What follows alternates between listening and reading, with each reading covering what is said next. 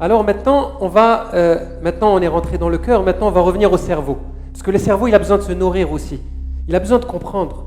Parce que l'amour sans compréhension, la spiritualité sans la compréhension n'a pas le même sens. Aujourd'hui, c'est quoi l'avantage unique qu'on a aujourd'hui en tant qu'espèce humaine dans notre univers? C'est cette faculté de comprendre. Aujourd'hui, les choses qu'on peut comprendre sont étonnantes, sont incroyables et nous donnent la possibilité d'avoir un bond en termes de conscience.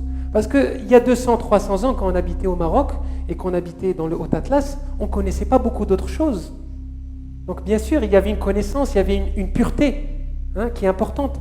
Mais aujourd'hui, si on compare avec la connaissance qu'on commence à avoir, le peu, mais l'ouverture qu'on peut, elle peut que renforcer notre foi et notre conscience et nous donner une dimension plus large.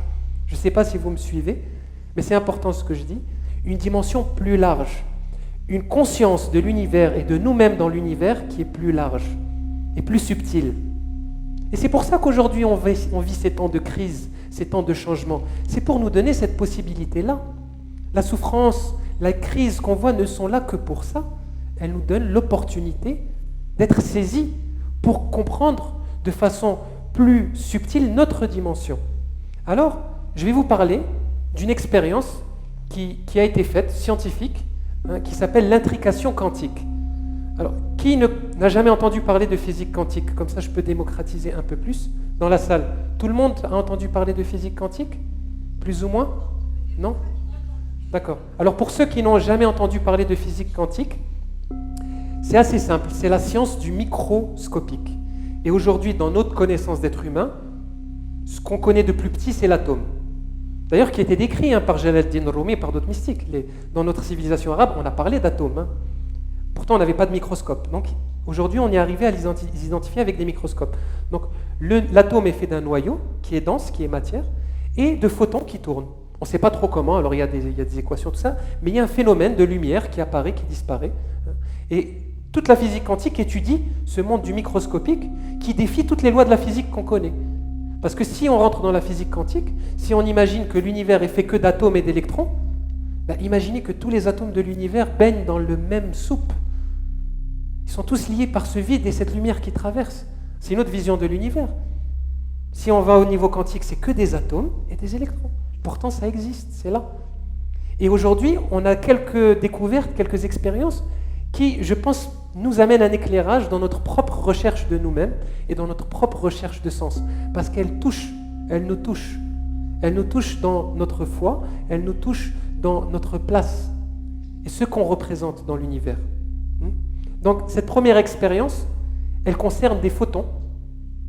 Donc, on a expérimenté certaines choses sur ces photons. C'était en 1997 et ça a été publié dans tous les journaux scientifiques du monde. D'ailleurs, on n'en a plus parlé beaucoup après. Et ça contredit tout ce que la science traditionnelle nous a exposé jusqu'ici. Parce que la science traditionnelle, qu'on a hérité beaucoup aussi de Darwin et de beaucoup de gens qui nous ont enfermés dans notre conscience, qui finalement nous ont éduqués à être séparés du monde. Dans le monde entier, aujourd'hui, l'être humain vit comme s'il était séparé. Il y a moi et il y a le reste du monde. On est extrait de notre contenant.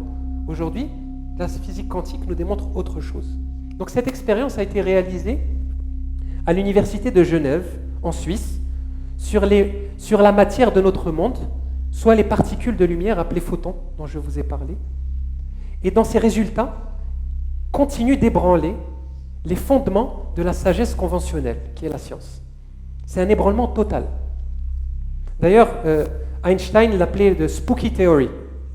Tellement il n'aimait pas ça. Il disait, je ne peux pas croire en ça, c'est pas possible.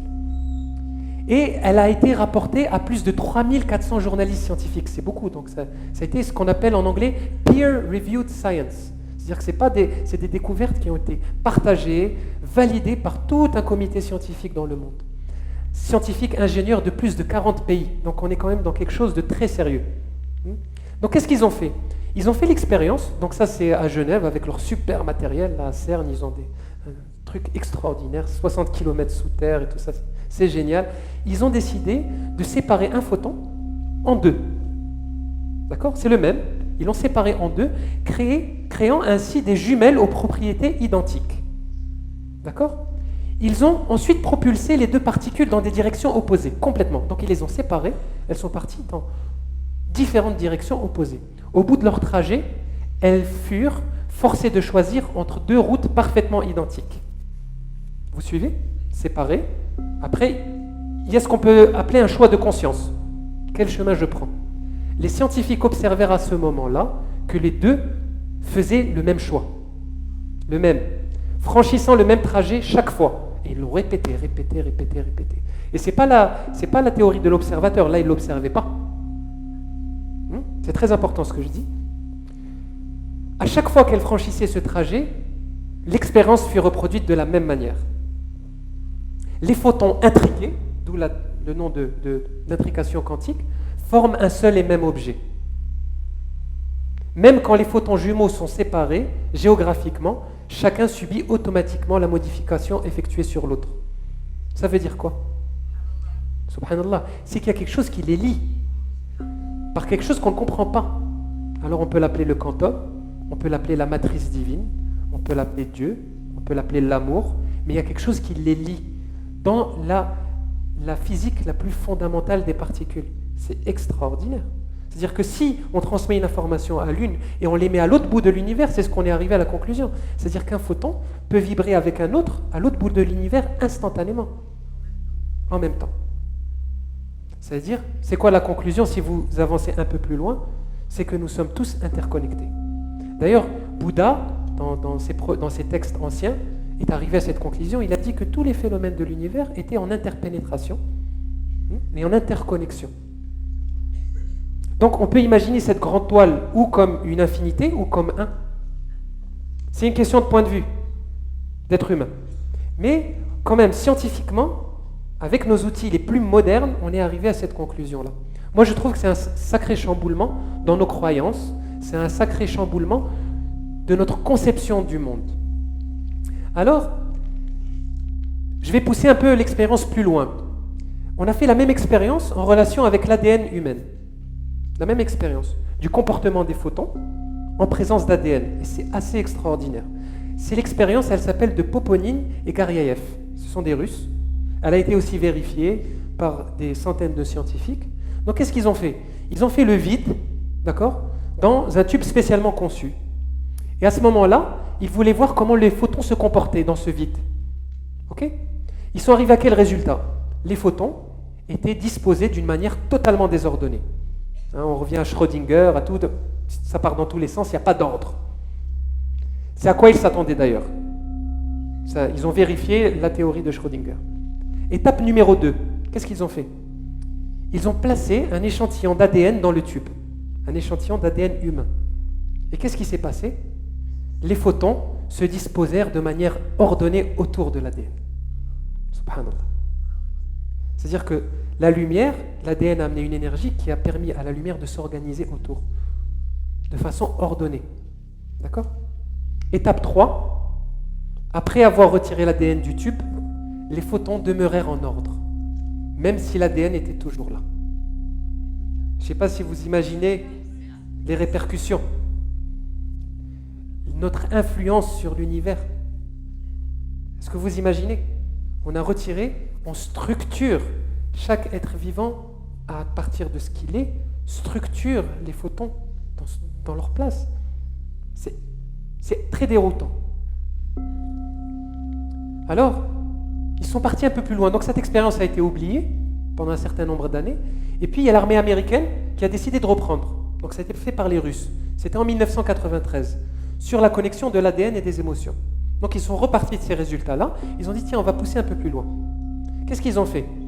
Ils ont pris un morceau de tissu de la bouche d'un sujet, donc un échantillon d'ADN.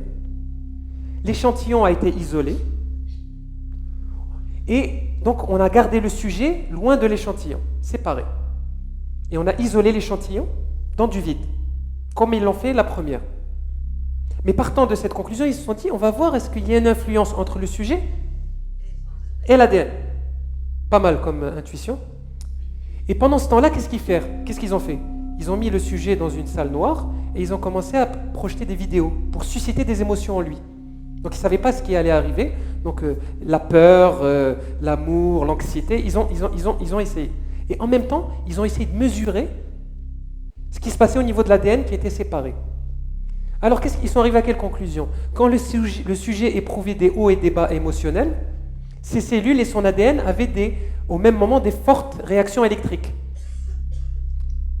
Même si une distance de plusieurs centaines de mètres les séparait, l'ADN se comportait comme s'il était toujours connecté physiquement, alors qu'ils étaient séparés.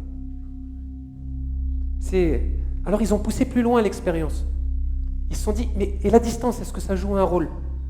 Alors ils l'ont fait à 50 km, à 100 km, et après ils se sont dit, mais est-ce que ça va plus vite que la lumière? Alors ils ont testé ça avec une horloge atomique, très précise. Ils sont arrivés à la conclusion, ils sont allés jusqu'à 500, 600 km, et ils ont réalisé que c'était instantané.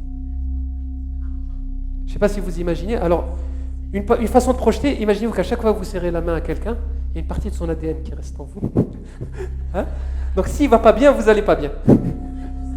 Ah, quelque part, hein, on peut pousser loin le raisonnement. D'accord? Donc ça nous apporte quoi comme éclairage? Pourquoi est-ce que je commence par ça? Et j'ai choisi intentionnellement de vous exposer ces deux expériences parmi tant d'autres. Pourquoi? C'est juste pour vous démontrer, pour comprendre après le rôle du cœur, parce qu'on va revenir au cœur, que tout simplement, nous sommes tous réellement connectés les uns les autres. Tous. Tout dans l'univers est connecté. Tout ce qui existe dans l'univers est connecté à tout le reste. C'est ce que certains appellent la divine matrice, Dieu, l'amour, en opposition au modèle de séparation inculqué par notre mode moderne. Il y a une rupture fondamentale, même si on ne le pense pas, la façon dont on a été éduqué dans ce monde, inconsciemment nous a poussé à un modèle de séparation. Pour comprendre le cœur, il faut comprendre cela, pour s'unifier. Donc c'est pour ça que j'ai fait une petite digression, j'espère que je n'ai pas été trop long, ça n'a pas été, tout le monde a compris plus ou moins. C'est important, je peux répéter après, mais je peux vous envoyer aussi tout ça. C'est important, on arrive à ce résultat-là. Et ce que je vous ai dit, c'est, ok, la science, elle est là pourquoi? C'est juste pour conforter notre intuition. Parce que c'est quelque chose qu'on ressent, vous le ressentez. Hein? Les chats le ressentent, oui, c'est vrai. Mais quelquefois, les choses se lient, se synchronisent, on ne sait pas comment, et on pense à quelqu'un, il nous appelle, et il se passe quelque chose qui provoque autre chose. Et on le voit, on le sent. Mais là, si vous voulez, ça nous donne plus de conviction. C'est plus ferme.